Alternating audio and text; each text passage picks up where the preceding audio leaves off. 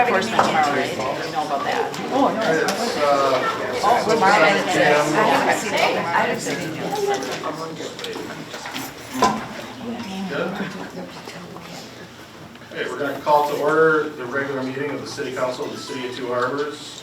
Roll call, please. Woodruff. Here. Glasher. Here. Brenwald. Here. Cassie. Here. Erickson. Here. Redding. Here. Pledge of Allegiance. I pledge allegiance to the flag of the United States of America and to the republic for which it stands, one nation, under God, indivisible, with liberty and justice for all.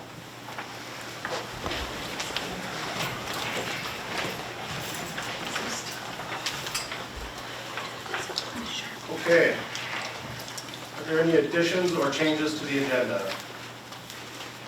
Mr. Chair, I'd like to request the addition of new business number 11, authorizing the issuance and sale of a $14,493,919 general obligation revenue note, series 2022, and providing for its payment. And moving consent agenda item number 7 to new business number 12. Thank you. Next, I'm looking for a motion for approval of the agenda. So moved. Second. All those in favor? Aye. Aye. Any opposed? Motion carries. Next up, we have appearances. Appearance number 1 is Paul Iverson, 809 3rd Avenue, in regards to the city charter review and proposal to bring a suit against Jezierski for attorney's fees associated with Jezierski and John and Jane Doe versus City of Two Harbors.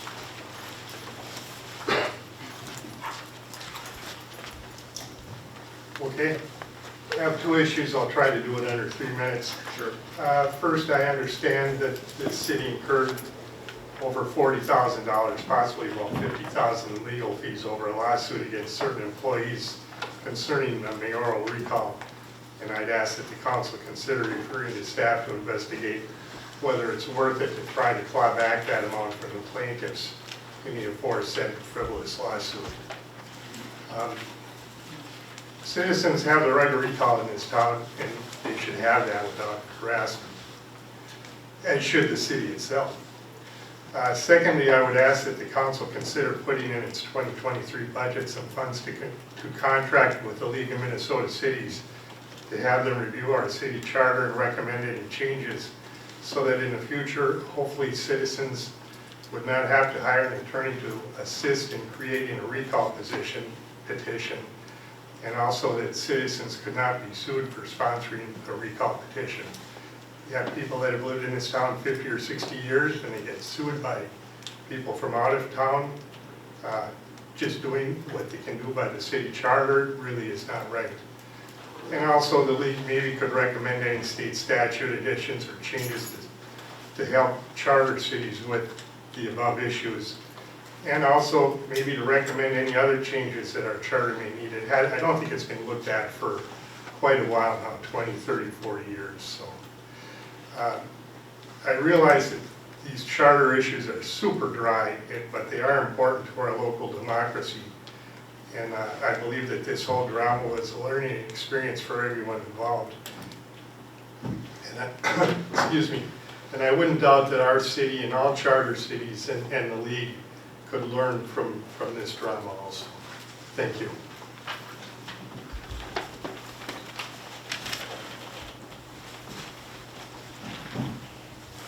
All right. You have something to say, I Councilor? would like to. I believe that when our finance director, Miranda Piedla, gave us the numbers for the litigation costs, it was only $35,000 and not $40,000 or $50,000. Thank you. I would extend that to being part of, that was just from one of our attorneys. We had both attorneys working on it. I haven't even seen Dylan from our city attorney on that. Yeah, and I was a fire sale compared to those guys. Mr. Chair. I just wanted to know, we did get some correspondence too that they did go over our charter.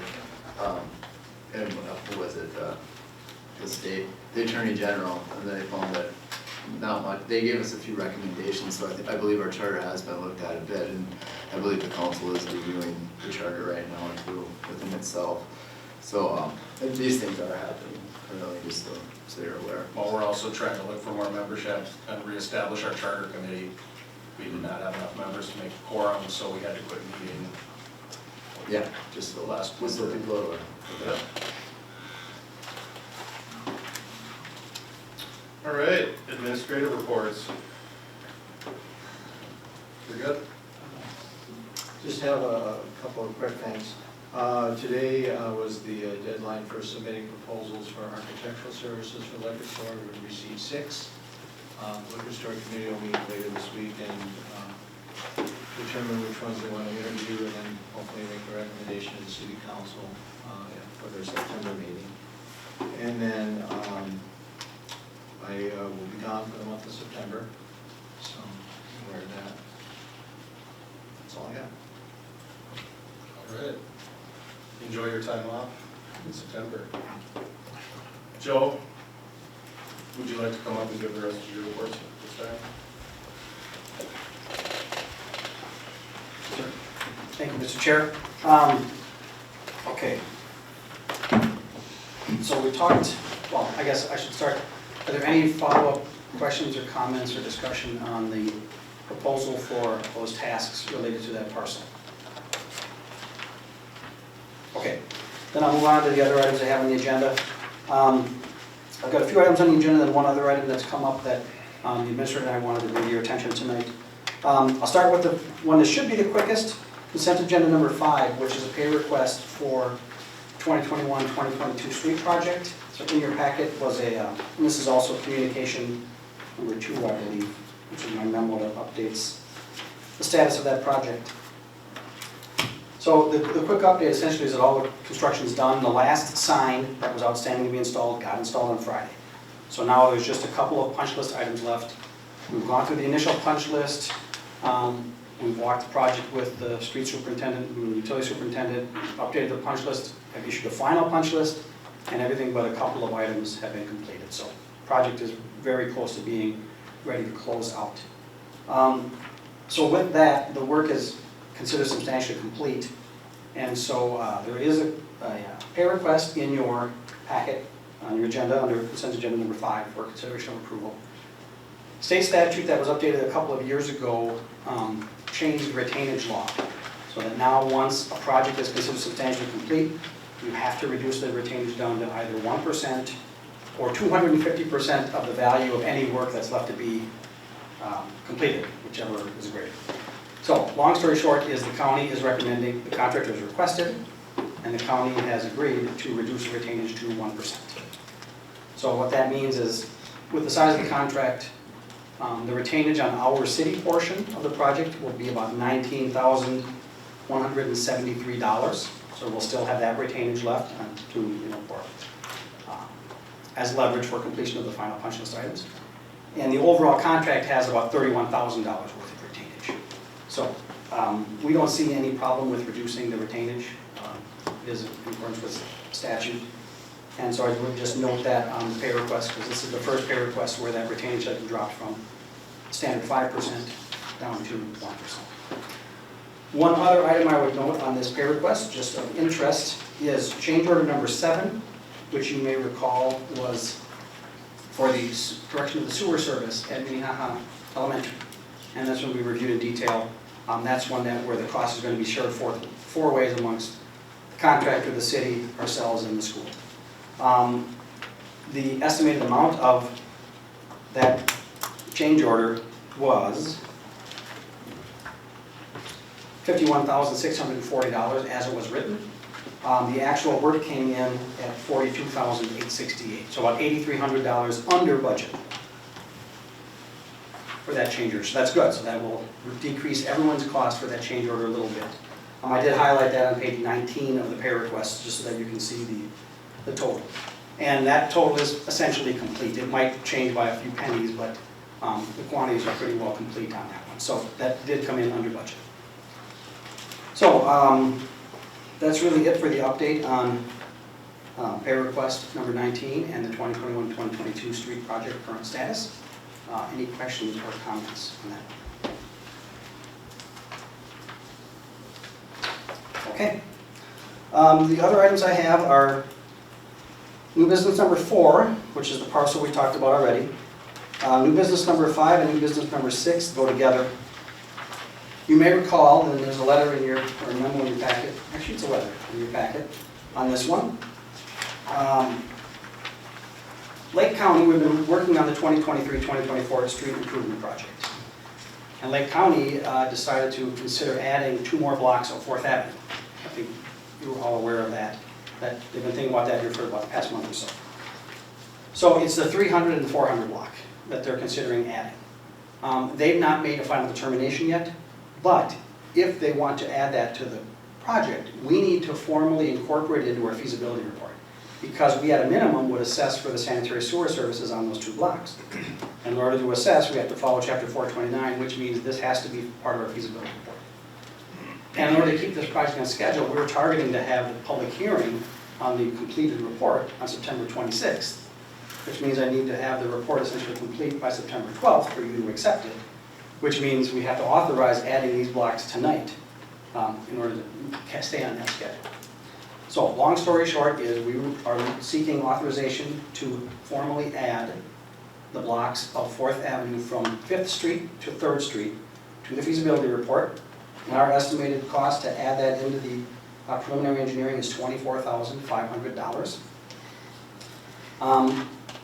As I mentioned, the county has not yet finalized that, but if they decide not to add those blocks, when you order the final improvements, which would come after the public hearing, we simply wouldn't proceed any farther with those blocks. So, but this is necessary if we want to keep these in our project and keep the option to assess any of the costs.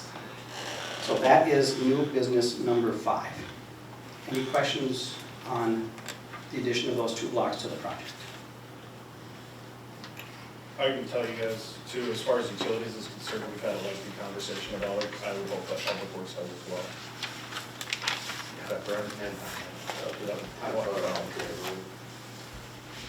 So, I think we're all fairly aware. Mr. Chair. Go ahead. Do you have any clues as to which way the county feels about it? When do they have to decide by? Well, they've got a board meeting tomorrow. I don't think it's on the agenda, so I think the next one is 2 weeks after that. But I mean, all the indications are positive. The 400 block is state aid, just like the 500 block is, so they can get the funding through MnDOT, and they've reviewed their account, and they think they can fund that block. The bigger question is the 300 block, because that's not a state aid road, that's just a county road. So they need to fund that one with their local funds. But preliminary indications are positive, but I think they're going through the same process we were. They're going through their committees and just making sure that everyone is agreeable to it before it actually goes to the board for formal approval.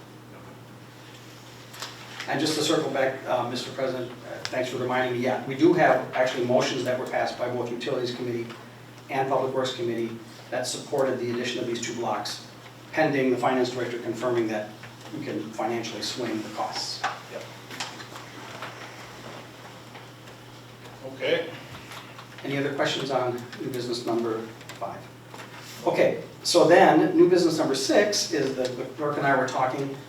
We realized that when we authorized the feasibility, the preliminary engineering on the overall project, it was a consent agenda item when it really should have been a standalone resolution to satisfy 429 requirements. So, we need to pass a resolution to add these 2 blocks anyways to the feasibility report. So our recommendation is that we just update the resolution and just pass a new resolution tonight that identifies the entire 2023-2024 street improvement project and direct that the feasibility report be done in accordance with Chapter 429, blah, blah, blah. You know, all of the legal requirements that we need in order to make it compliant with Chapter 429. So we got to pass it for these 2 blocks anyways. Let's just pass it again for the whole project area, reaffirm it before we present the council, the report to you next month. So that is new business item number 6. I don't believe the resolution is actually drafted in the packets, but obviously we've got the previous projects, resolutions that we can go by, and we'll work with the city attorney to draft the appropriate language But in a nutshell, that's what it'll be, is to reaffirm authorizing and ordering the feasibility report for the entire project area in accordance with Chapter 429. So that is new business number 6. Any questions or comments on that item? Okay, then one other item that came up that is not on your agenda. This is something the administrator called me on Thursday afternoon. So Superior Shores by Burlington Bay, and when you go past the campground, it's the first road, Burlington Road, the first right-hand road. The resort in there is making some improvements to their parking lot. So they're doing some patching in there and then resealing their parking lot. And they would like to do that to the Burlington Road, coming in off of Highway 61 down to their driveway. And Mr. Christensen is here tonight from the resort. So they reached out to the city last week and indicated they wanted to do this work. Totally their cost, no cost to the city. They're essentially just looking for city permission to do this work, to find out is the city okay with them doing this work, and to give them the okay to do the work on the road, since the road is a public road. So the administrator and I talked, and he asked me to do a little digging into it, so I did that today, and I talked to Mr. Christensen. I put together a summary email to the administrator and the attorney, and also the utility and street superintendents, who I talked to as well. And really what it comes down is that on the road itself, which is a public road, there is a part of the road, if you go out there now and look, it's pretty busted up and it's kind of rutting. It's got some poor soils underneath it. They want to cut that part of the road out and reconstruct approximately a 90-foot long stretch of the road. And their section would be roughly equivalent to what we do on our street projects, so I don't really have a concern of their proposed section. And then once they get that road patched, they want to seal the road the same way they're sealing their parking lot. So the questions really come up with, it's 3 main questions, and they're kind of contingent on each other. One is the city okay allowing the private entity to do the work on the public road so that it's patched and sealed, consistent with their parking lot? If we are, we need to verify who owns the road, because I believe it lies right on the border between the city of Two Harbors and Silver Lake Township. And so I don't know, I'm not 100% sure if that road is the city's road or the township's road, or if the border runs right down the center and both parties are involved. I did talk with the street superintendent. He didn't know the ownership situation, but he said, we do not do any maintenance on it, we do not do plowing on it. The township does all of that. But then I talked to the utility superintendent, and the sewer and water located on their road are owned and operated by the city down to the last manhole where And electric. the service, so there's, you know, and the development agreement talked about the city taking ownership, but the township also potentially being involved as well. So I think we would need to clarify who owns the road, and then make sure we've got the proper, the final question, number 3, is what's the proper authorization? You know, I don't think it's a simple right-of-way permit. It's probably some type of agreement between with the resort and either the city or the township or both, that identifies what's going to be done, who's financially responsible, you know, that covers the liabilities, those types of things. So it's not a decision that needs to be made tonight. The resort, they have a contractor lined up, and they're ready to do the work the week of September 12th. Our next meeting is September 12th. So really the primary question then is, if you're interested in considering this, you could direct staff to look into it, bring it back to you on the 12th, and hopefully we'd have everything lined up that if everything looks good, you could make the authorization on the 12th, and then they could relay that to their contractor, and the work would be done in conjunction with the other work that they're going to be doing that week. And if you decide that you'd rather not have the work on the road done, then it simply wouldn't be done. Real quick, the one thing that pops up into my mind is it needing to be, potentially if it is our road, it would need to be engineered to spec of what a city street is that correct? Because that's kind of when we did the economic development stuff with Lake Superior Dental, we kind of went through that whole thing of, is this going to be a city street or is this going to be a private road? Because if it's a city street, you have to build it to our engineering specs. So I just want to make sure it's fair across the whole board to everybody, because I think they did opt for it to be a private road in that Lake Superior Dental agreement. But if this is already actually one of our roads, would it not have to be engineered that way as such? I think we need to consider that question. Part of the flip side of that coin is that they're essentially asking to do maintenance work on behalf of the city. Yeah, it's, I understand that completely, but I could essentially get my alley blacktopped by somebody probably cheaper than the rest of the city of Two Harbors could. And blacktop my alley any way I want, but it's a city street, right? true, yeah. That's what I'm saying, I wanna make sure it's fair for everybody, especially people incurring costs over the 429 with project street improvement projects and alley improvement projects that we're already doing. It's just gotta be fair all the way around. Yeah, I guess you could take that line of thinking even farther too, is do you need to give more than one quote? Yep. Depending on the value of the work being done. Go ahead, Patty. I'd like to look in the policy and see if we didn't create a policy, because when we adopted several years ago, probably Robin might remember this, we adopted standards for our streets. Remember that book? I think it was before you yeah. guys, it was another engineering company that did that for us. Okay. But we had minimum requirements, minimum standards for public streets and such. And I just want to make sure what was adopted around that, because you'd think there was something, some type of language that would have put that either as a requirement, or a suggestion. Just look back for that, do a little bit of research on that. Also, I wanted to ask Joel, I can't remember the name of the document we found where it said that was city. I know what you're talking about. Right. We found a document that said that it was a city road, but I would like to, I didn't have it with me. I found a copy of the signed development agreement too, and the development agreement did say that upon approval of the sewer, water, and road construction, the city would take ownership of them. But then the very next sentence said the city could choose to transfer ownership to the township of the road. So the question is, did the city, number one, take ownership of the road, and is that still in place, or did the city ever transfer the road to the township?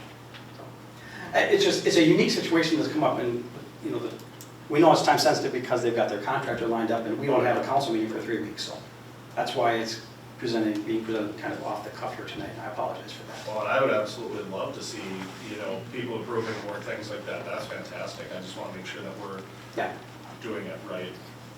Counselor Erickson, did you have something to add? I did, just was gonna ask the question, we are proposing to have a special meeting on August 30th for the approval of licenses, and wondered, again, maybe as a placeholder, if it's not ready or not available, if there was a possibility, if there is something that could move forward before the 12th, because I don't know, it feels like it might be too little too late if we wait until the actual 12th, but if it's not possible, certainly, I'm just putting that out as a suggestion if that's possible.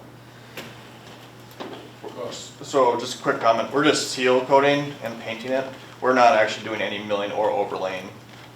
So we're not changing the road at all. It would just be, that sealing and painting it.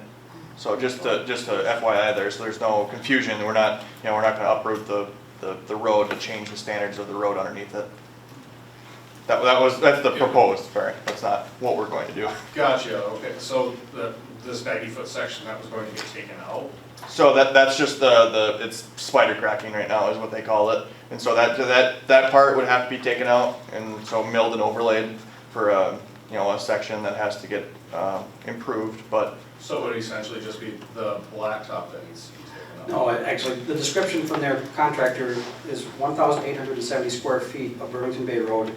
Remove the existing blacktop, furnish and install 12 inches of class 5 aggregate base underlaid by geotextile fabric. Furnish and install 4 inches of bituminous mixture on top of that. So essentially 16 inches of the road. Okay. So they would come in and cut out. The road's roughly 22 feet wide, so 1,870 feet is about 90 feet long. So it's essentially the full width of the road, about 90 feet long. They would cut out the road, dig it down 16 inches, lay new fabric, lay 12 inches of gravel, and then 4 inches of pavement. And then they would seal the whole the whole pavement, bituminous pavement of the road, their driveway, and their parking lot. And the sealant, I mean, it's not a traditional seal coat like we would do in the public consideration where we oil and then put down a rock on the surface. This is more like a commercial driveway sealant. Yeah, it's like, you know, Is that road curbed currently? no, Do we have anything as far as that it's not in their pavement man. it would need to be done? Okay. No. So it certainly would benefit from the work they're proposing, but as you say, it hasn't been engineered by the city, and we didn't go through the voting process and those types of things. It's just it's more of a question, I guess, of can you take the offer from the adjacent property owner to make this repair on the roadway? Sure. And if you do, what format's the best way to facilitate that? I guess, go ahead. I was just gonna say, I guess, me personally, I'd rather pick it back up on the 30th of August when we know for sure if we own the road or not. I did have a question. But So we want the city to help pay for the resurfacing of the road? No, No, they would pay Financial 100%. interest. they want to. Yeah. Okay, They just want the permission to be able to do it permission, okay. at no cost to the city. Because it's my understanding they don't allow folks outside of the 55616 area code, or zip code, to stay at their establishment, so I don't want that to come back on our residents. But I'm glad that they're going to take care of it, thank you. That's incorrect. I'd rather not have that on record. Mr. Chair, I guess I'd like some more information on, if we could add that to the agenda for the licensing meeting as well on the 30th. I just think that, I don't want to move forward until we know whose road it is. Yeah, no, I wouldn't ask you to move forward tonight, it's just a question of, if you have an interest, we can look into it farther and bring back, more fleshed out information.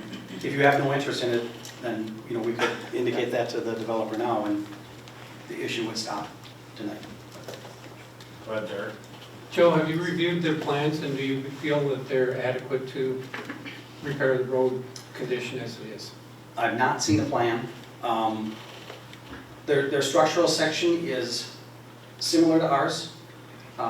They don't have the sand layer that we typically put in, but they have a thicker gravel layer, and they also have a little bit thicker bituminous than we're using on our typical city streets. So I mean, my gut reaction to their structural section is it probably is okay, and it would definitely be an improvement over the existing condition. And so for $0 to get that improvement that, is probably gonna last 20 years, seems like, pretty good return on investment. But I have not seen a formal plan. I think they, I think it was one of those things, they had the contractor come out, review it, the contractor put together a little proposed quote and submitted it to the developer. I don't know, Mr. Christensen, if you have more information you wanna. No, so exactly what I showed you is and plus the little segments of, that red square Yeah. of what I showed you, and then plus the description of what I sent you for where you got the pieces of the email. Yeah, that's as much of the plan that I am aware of. And we've done things in the city as far as contractor bid things before, just last year we did on something, is that correct? On minor repairs. Yeah. And I believe the threshold for competitive bidding is at 50,000, where you can just make a direct select for construction. So if the value of the work is less than $50,000, which we could get cost information, It is less than 50. so. Okay. So then legally, you would not be required to get more than one quote based on municipal contracting law. I think if they're paying for it, they should be able to go with whoever they want, because it's not us paying for it. It kind of, it's part of the whole bid process, does it not? Correct, but you don't want to raise any sense of improprieties where you're doing work over a certain value without getting the quotes that you need from municipal contracts. I'd say, Even if it's not a municipal contract. I feel like I'm 100% in support. I mean, on August 30th, because I think September 12th too would be, it's proof go. So if we could do that even on the 30th, I think, everything. Like I said, I just want my ducks in a row, I want to make sure that we own the road, we're not making assumptions. Yeah. Yep. I get the general sense that there's support, so we can certainly put the information together and bring it back to you on the 30th. Yeah, and I think too, I'm assuming there's gonna be conversation with our city attorney and others about contingency and other things in the event that there aren't, if there's a failure of that portion and that kind of thing. So, I mean, I'm generally speaking, love the concept, but obviously the city needs to protect itself and understand its interests, and so hopefully if things can get put together by the 30th, then that can be an agenda item, which again, I just threw that out there as a suggestion. If we need a different special meeting, that's fine, but if we're already gonna meet, then if that gives you enough time, that'd be great to get some information. I guess I would ask the attorney, because the legal questions are going to be as important as anything on this, so, I mean, is that sufficient time to be able to research the? It's gonna have to be enough.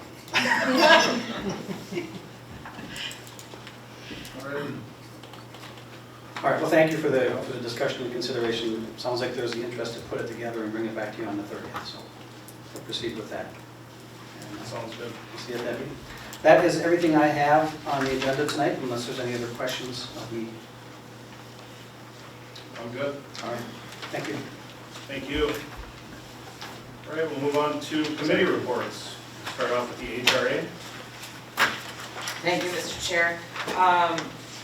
HRA met on the 9th of August, and I guess the biggest thing we need right now is board members. We're down to a scattered few, and it's pretty hard to continue to run with just a few of us. We continue to work with both Lake County and the City of Two Harbors with regards to tax levy stuff that we brought up during our original presentation. We've had 15 requests for proposals received that are all would all look at the 3 lots that we approved for them to use for a large project. So I think 15 RFQs is pretty amazing. Other than that, I don't think there was anything else that we just reported on, so thank you. Thank you. We'll move on to Public Works. Yeah, we met on the 11th of this month. We mostly talked about the 2023, 2024 street projects. I talked about different street widths. The county does their street width, so they decide that. We don't have any say in that. We were just recommending that we keep it at 28 feet for 6th Avenue. 5th Avenue is currently 32 feet, and we recommend keeping that one at 32 feet. 5th Street is county, and so is 4th Avenue. There was a part on 6th Avenue down there where it's alignment. It's just gonna be a little bit off, but it's just a little bit of a jog over. It shouldn't be any problem. We were gonna finish 4th Street all the way up to, it's where the North Shore Federal Credit Union comes down. There's no sidewalk there. We also had discussion as whether or not to keep 5th Street as a road altogether, and the consensus was to keep it as a road. And then we just talked about updating the policy for terms of repayment, and talked a little bit about the time limits if people have had work done on their property within an assessment period. That's all we have. Councilor Woodruff, if you could at your next meeting give my gratitude. It looks like Public Works has been out and about filling potholes and doing alleys and doing grading, and I think that's been really appreciative. I haven't been around the whole city, but I've seen and experienced that, so I just wanted to say if you could give our gratitude for the work that they're doing. I know they're short-staffed, and I know they're trying to get a lot of stuff done, but it's been noticed. We'll extend that. Perfect, thank you. Rec Board. The rec board met as a rescheduled from our normal July meeting on August 1st. The discussions were related to the skateboard park. We have had some additional information from our friends at the skateboard park. We had sent in a couple work orders. Thank you, sorry. We had some conversation about the skateboard park. There were some issues with lighting, and so we put in a work order through our work order system. Tara responded that that's been in progress. Also, they had believed that maybe during Heritage Days, some of the garbage cans were moved downtown to help support Heritage Days, and so they were missing some garbage cans, so we put in a work order for that. And then they're going through a process. Some of the active users of the skateboard park are going to be bringing some proposals together to refurbish and replace a couple pieces of the skateboard equipment. It's really an actively used area.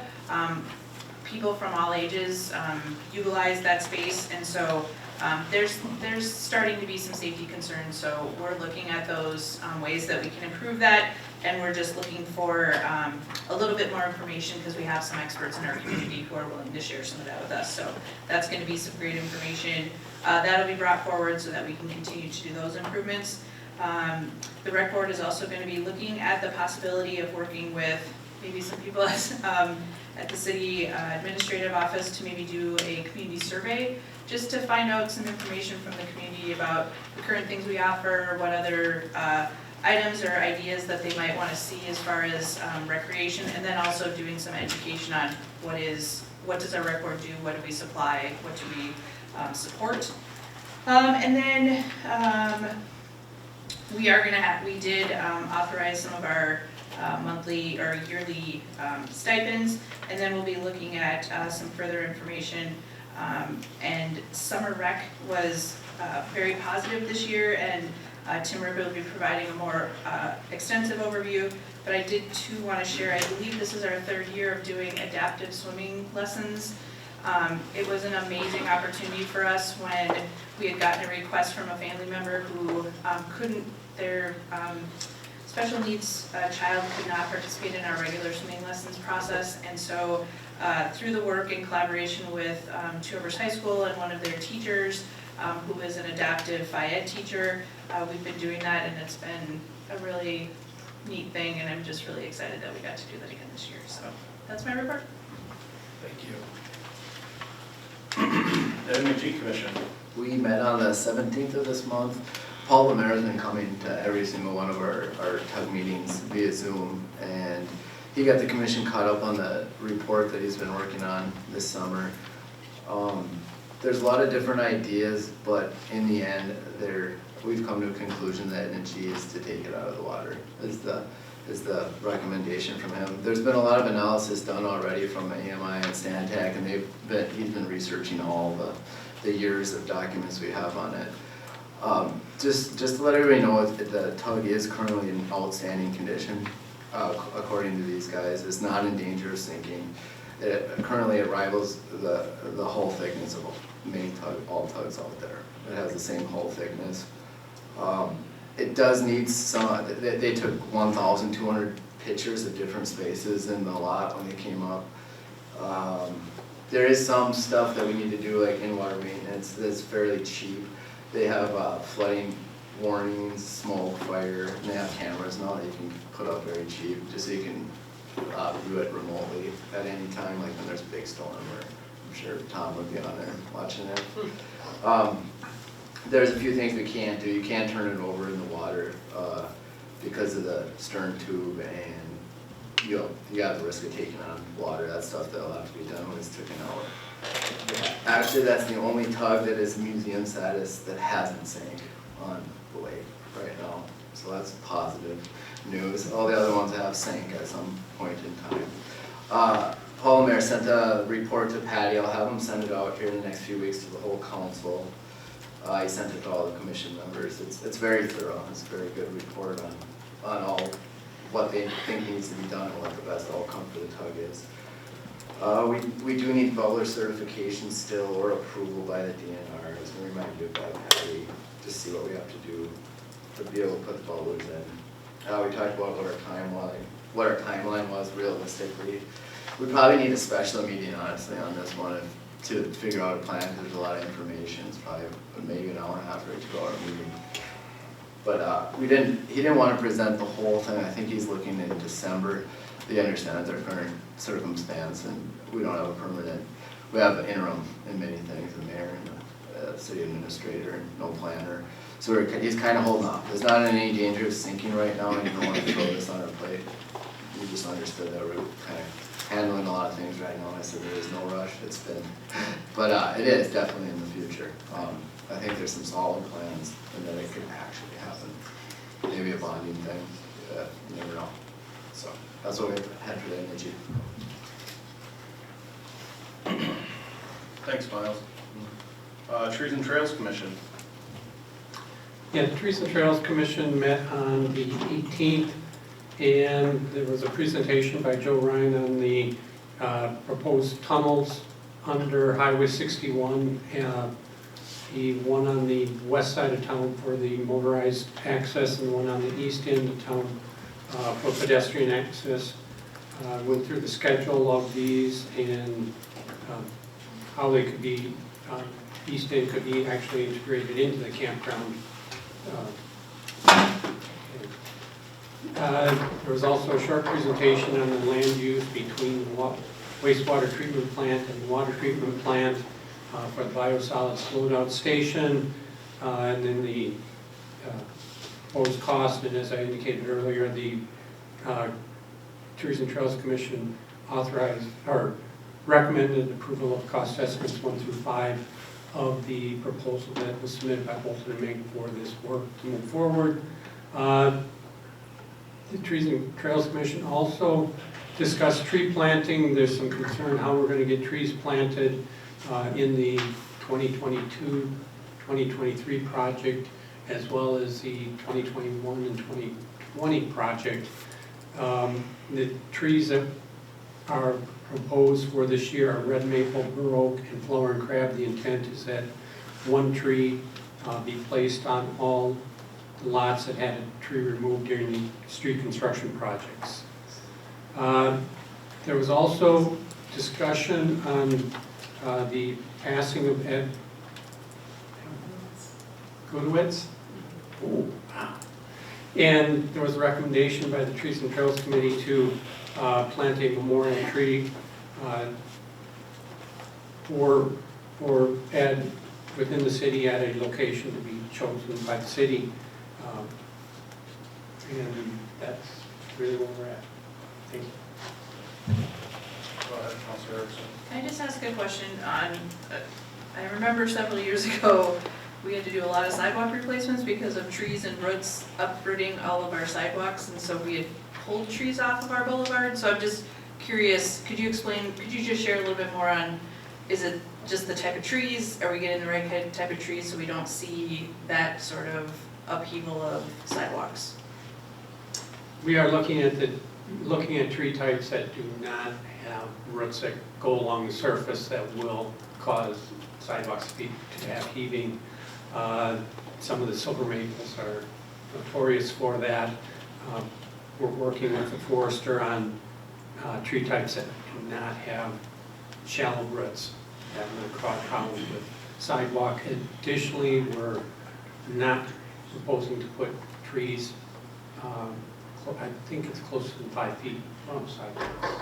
So we're trying to maintain as much separation as we can between the trees and the what should be immovable structures. Thanks. All right. Move on to Finance Committee. Finance Committee met today. We sometimes struggle to get our quorums just because of schedules, but on the agenda tonight, consent agenda item number 4, we walked through the first and second quarter financials and our status here, and all counselors would have received that in a packet as well. Is that correct? In advance of the meeting. So we're recommending that as part of the consent agenda. We also talked about our upcoming budget process. We didn't have a ton of time to walk through that. I wasn't here for the first 15 minutes. Was there anything you guys wanted to add as far as what was talked about in those first minutes? The first 15 minutes was basically talking about what we've already discussed this evening with the 23-24 street improvement project and where we're at financially, and that we think that we're, above board on that for now, and then should be fine. And then we'll be starting our budget process starting in September. We will have a couple meetings scheduled for September to go over the levy, the proposed levy process, the budget process, and Miranda and her team will be leading that work and will provide more specific information related to our budget line items in September. What do I do? Good. Yes, sure. Go ahead, Councilor. Could I just ask one question? I know previously we have had the council kind of get together and talk about priorities, et cetera, is that something that we're looking at once we have an idea of what folks are looking for in the next year's budget? So, we talked about that, and, we're gonna be looking at doing those, departmental reports and priorities in January. So we'll be looking at basically a stable budget is our intention right now. Okay. And then as those departments bring forward their recommendations, we'll be sharing that with the whole council as we go through the budget process. So we won't be doing individual, having them all come before the budget, but then as the budget has become put together, then they'll be coming and sharing all of theirs. Like, we did it last January, so that was our intention, is to do it again in January. Thank you.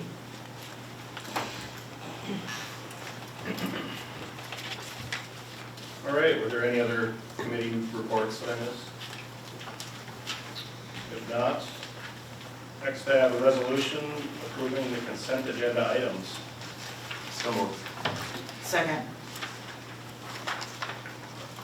Patty, could you read those in, please? Sure.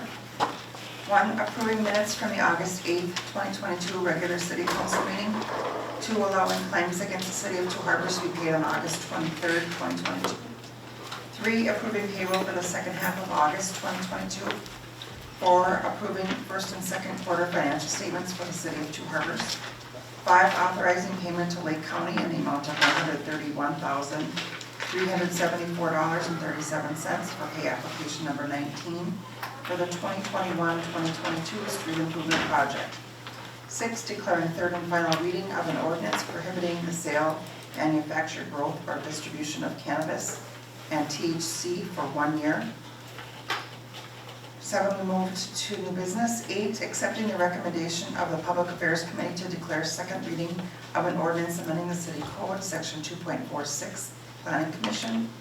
8, accepting the recommendation of the Public Affairs Committee to declare second reading of an ordinance amending the city code, section 2.51, Two Harbors Housing and Redevelopment Authority. 10, scheduling a special meeting for the purpose of approving and renewing licenses for the sale of alcoholic beverages and to consider authorizing improvements to a portion of Burlington Road for Tuesday, August 30th at 5 p.m. 11, authorizing the acting mayor and city clerk to execute and deliver the Salvation Army Heat Share Program Agreement effective October 1, 2022 through September 30th, 2023. 12, approving the state of Minnesota joint powers agreements with the city of Two Harbors on behalf of its city attorney and the police department. 13, authorizing the purchase of a gas leak detector from Grevner and Associates for an amount of $10,162.82. 14, approving the request of the police chief to authorize travel expenses for Officer Moe to attend taser instructor recertification course in Breezy Point. 15, approving the request of the water and wastewater treatment plant superintendent to authorize travel expenses for Justin Brado to attend the MRWA water exam in St. Cloud. All right. Thank you for that. Is there any discussion? Roll call, please. Woodruff, Yes. Blazer, Yes. Renwall, Yes. Passy, Yes. Erickson, Yes. Redden. Yes. All right. Next up, we have communications. Could you please read those in as well, Patty? Sure, I have to find some notes here quickly.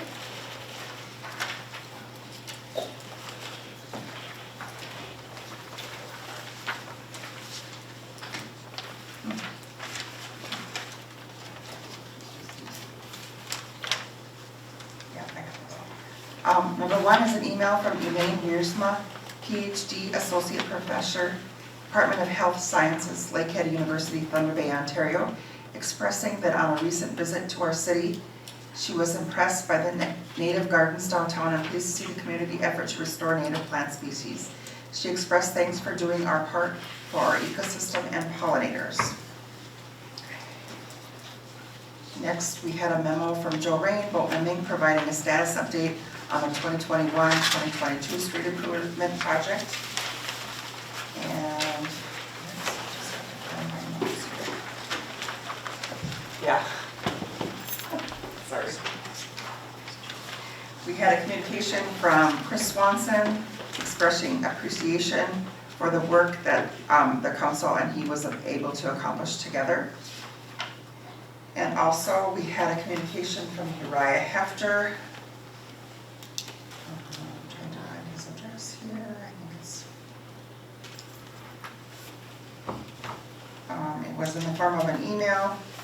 He was expressing concern with the council's approval of an event license for the other place selling liquor, beer, and wine during an upcoming concert. And those are all the communications I have. Thank you. Shows we have no unfinished business, so we'll move on to new business. New business item number 1 is a resolution declaring a vacancy for the position of mayor. So moved. Roll call please, or sorry, discussion on this item? Roll call please. Woodruff, Yes. Blazer, Yes. Grunwald, Yes. Passy, Yes. Erickson, Yes. Redden. Yes.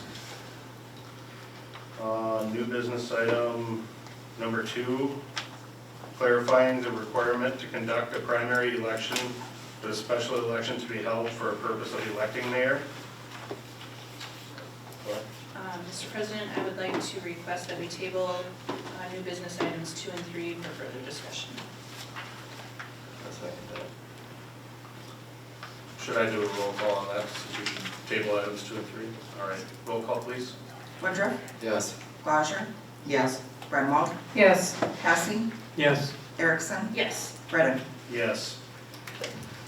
New business item number 4, resolution accepting the updated engineering proposal of Bolton and Mink for property adjacent to the water and wastewater treatment facilities, parcel number 23-7600-06600. So moved. Second. Discussion on this item? Just to clarify, this is the $63,100. Correct. Okay, thank you. Roll call please. Woodruff, Yes. Blazer, Yes. Grunwald, Yes. Passy, Yes. Erickson, Yes. Redden. Yes. New business item number 5, a resolution accepting the proposal of Bolton and Mink to provide preliminary engineering services for the addition of the blocks of 4th Avenue from 3rd Street to 5th Street to the 2023-2024 street improvement project. So moved. Second. Any discussion on this? Roll call please. Woodruff, Yes. Blazer, Yes. Grunwald, Yes. Passy, Yes. Erickson, Yes. Redden. Yes. New business item number 6, ordering the feasibility report for the 2023-2024 street improvement project. So moved. Second. Discussion on this item? Roll call please. Woodruff, Yes. Blazer, Yes. Grunwald, Yes. Passy, Yes. Erickson, Yes. Redden. Yes. New business item number 7, authorizing the acting mayor and city clerk to execute and deliver an agreement for professional services between the city of Two Harbors and ARDC. So moved. I'll second. Discussion on this? Go ahead, Derek. Yeah, I really have not had a chance to look at this resolution because it's just presented to us when we got to our meeting tonight. I heard something about it previously from the administrator, but I don't, as I indicated, Trees and Trails is looking at who's going to lead the tree planting. I don't see that type of work in ARDC's program. Go ahead, Administrator. Yeah, their proposal is flexible.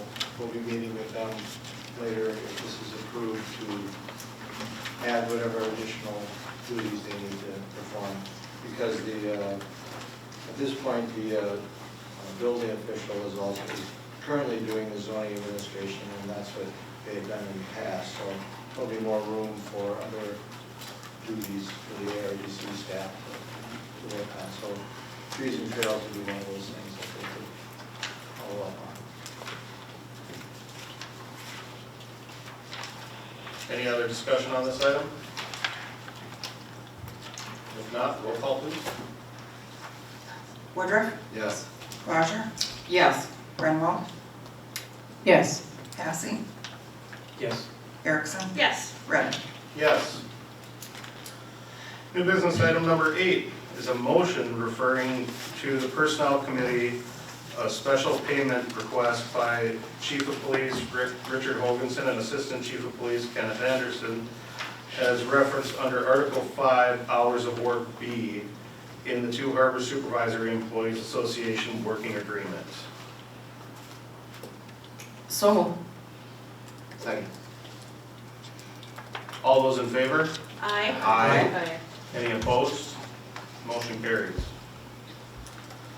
Number 9 is a resolution approving a request by Jim Gilbert, North Shore Classic Car Club, for a special event permit to block off the community center and the depot parking lots from 2 p.m. on Friday, September 9th until 5 p.m. on Saturday, September 10th, for a classic car show pending notification of affected property owners 14 days prior to the closure and receipt of consent forms from adjacent businesses with 75% in favor of the event. So moved. Second. Discussion on this item. Roll call, please. Woodruff, Yes. Roger, Yes. Grenville, Yes. Passy, Yes. Erickson, Yes. Redding. Yes. New business item number 10 is a resolution terminating the connection between the City of Two Harbors and the THDF effective August 31st, 2022. So moved. I'd like a second for just discussion, just a little more background on this, if someone could clarify, please, from what we had in our packet as well. Sure.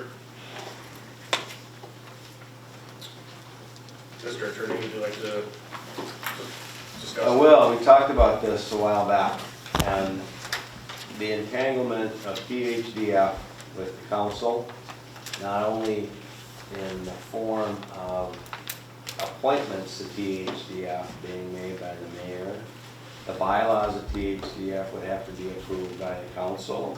And there was also an agreement entered into between the city and THDF in 2010, whereby the city finance director was handling all of the bookkeeping, auditing, accounting, funds management for THDF.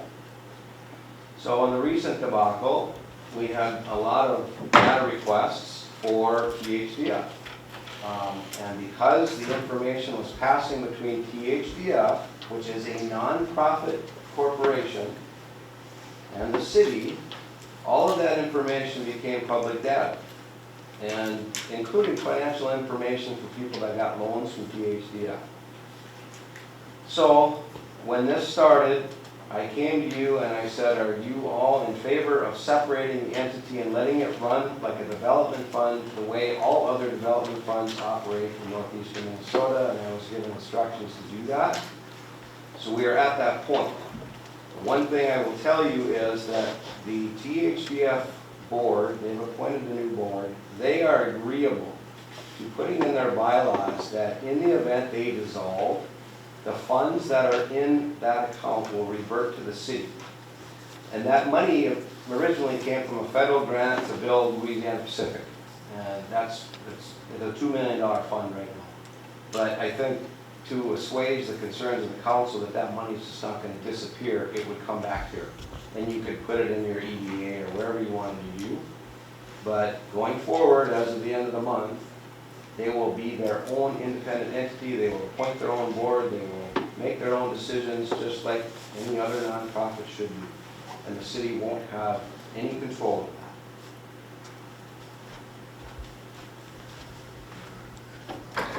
How is that different than from a theater?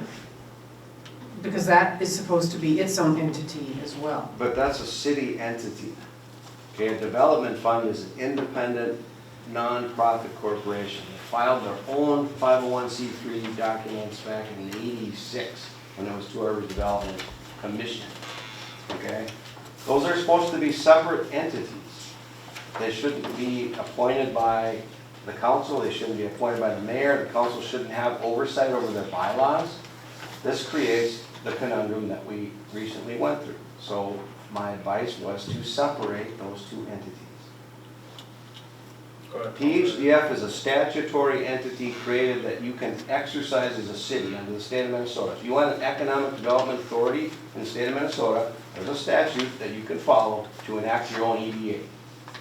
PHDF is a nonprofit corporation that was formed to take the $2 million from the Louisiana Pacific money and do it for, the purpose is economic development loans or jobs and economic development within the city. So you could say, you can do the same thing in an EDA, but the condition at the time of that federal funding was it had to go into a nonprofit corporation, it couldn't go directly to the city. And there's a lot of development funds that are created that way. Go ahead, Counselor Erickson. Just a question, and I appreciate, I think that was one of my concerns was about the reverting of the dollars. But is there anything to stop them? I mean, they're saying they're agreeable, they're gonna put it in their bylaws, and a year from now, they pass a motion to remove that from their bylaws? No. Okay, I mean, that's as far as I can go. okay, You just know, wanted, and they- okay, thank you. Any other discussion on this item? Mr. Chair, it was my understanding that they were pretty broke right now, I don't think there's, maybe I'm wrong, maybe I'm mistaken, but I thought they didn't have any money to loan, and I guess just maybe where do people go in the future, how do they contact them? Or, you know, private citizens, they gonna meet here still, or are they gonna have to meet somewhere else? I can't speak to their financial Right. condition, but I know they've borrowed a lot of money. I think that there have been some losses over time, but I do think right now that that money is active in the community. Right.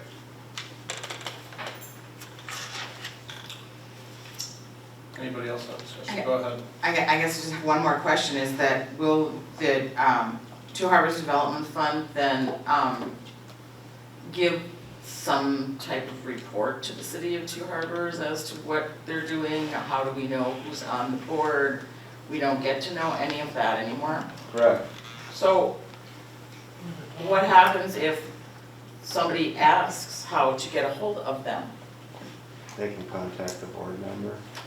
But we don't know who the board members are. Well, I'll give the council a list of who they are. Okay, that's what I wanted to know, It's so not that we. secret, they want to be contacted, so. Oh, that's what I Yeah. wanted, I wanted to make sure that City Hall has the Oh, information, yeah. so as developers are coming forward, or people are looking for these types of loans, we don't get into the same scenario as in the past, where well, we don't have any money available for you, so go look somewhere else, because we do have money available.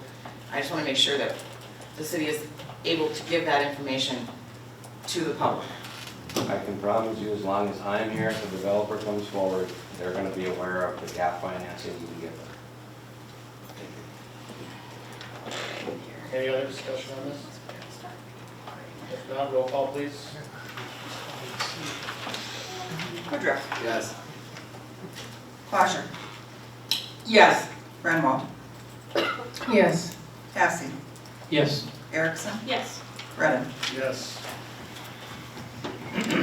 All right.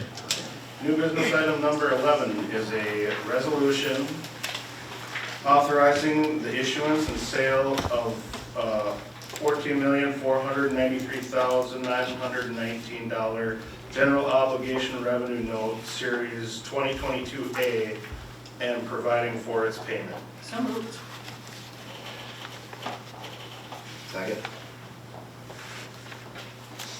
Discussion on this item?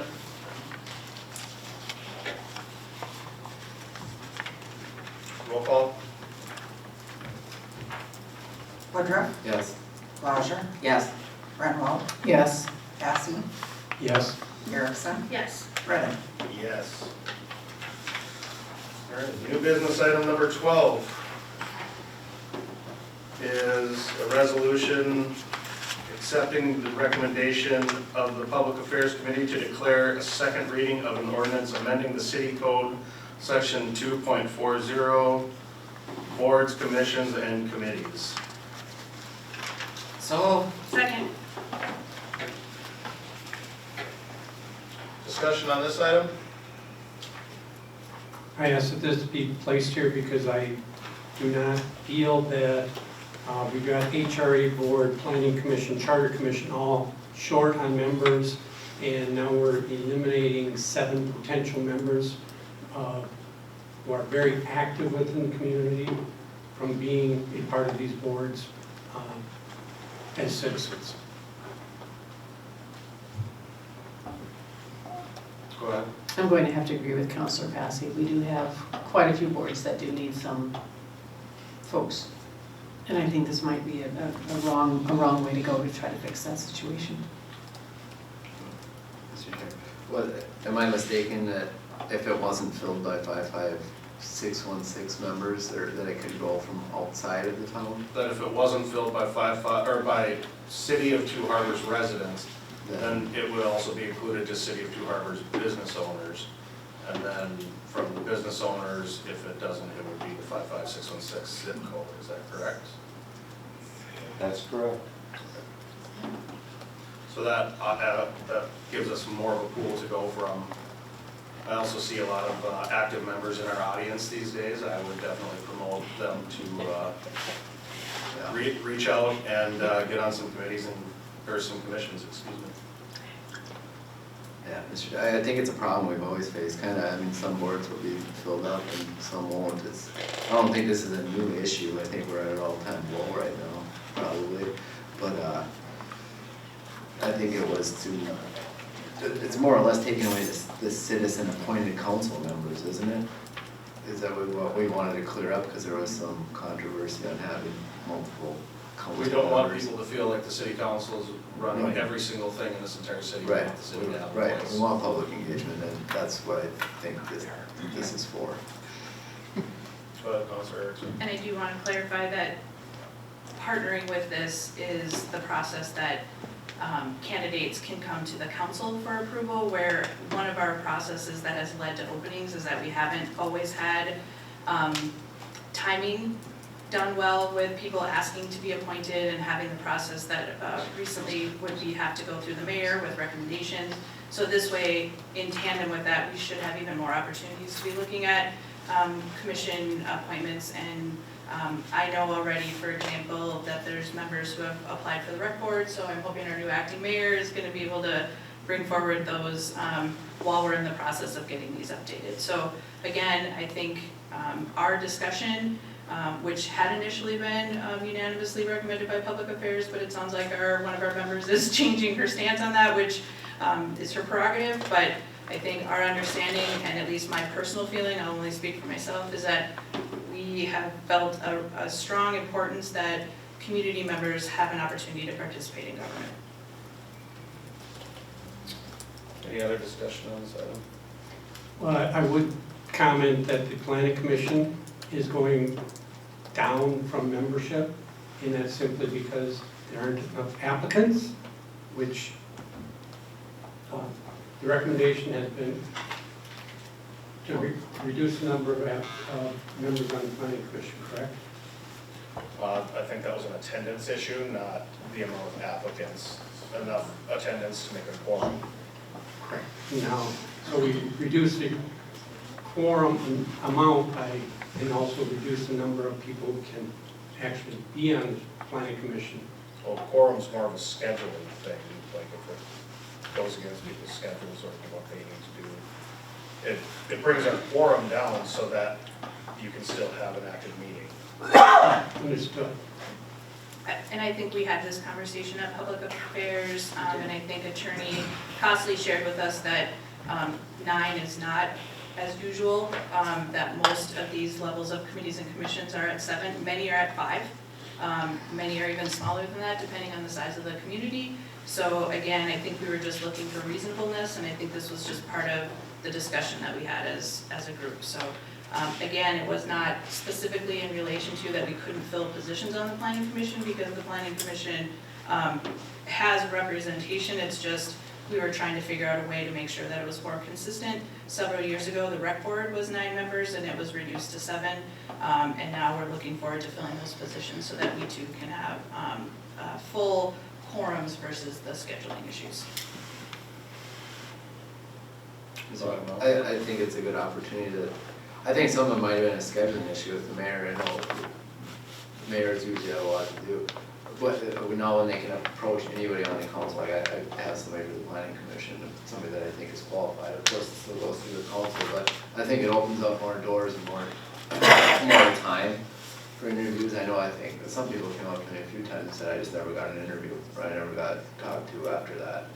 And I think this will, if it's spread out among the whole council, I think that we could have more recommendations. Hopefully, that's my hopes with it.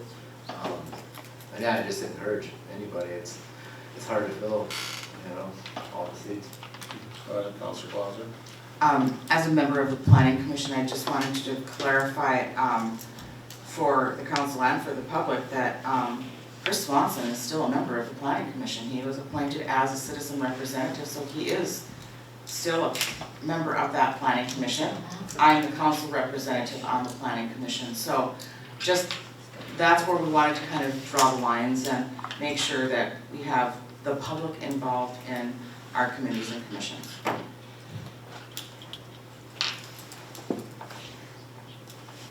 Any other discussion? Roll call, please. Woodruff, Yes. Blazer, Yes. Grunwald, No. Cassie, No. Erickson, Yes. Redden, Yes. And I will say, just in addressing that's, we're working on methodology to see where we go from there, but it'll be probably at the next meeting. All right, that concludes our agenda. If there's nothing else, I'll look for a motion to adjourn. Motion to adjourn. Second. All those in favor? Aye. Any opposed? Motion carries, we're adjourned.